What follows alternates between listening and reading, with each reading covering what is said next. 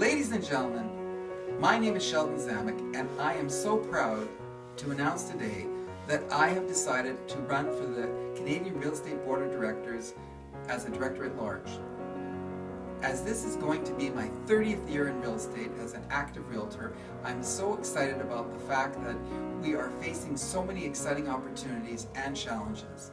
As many of you know, I have been a director of CREA in the past, and this experience I enjoyed immensely.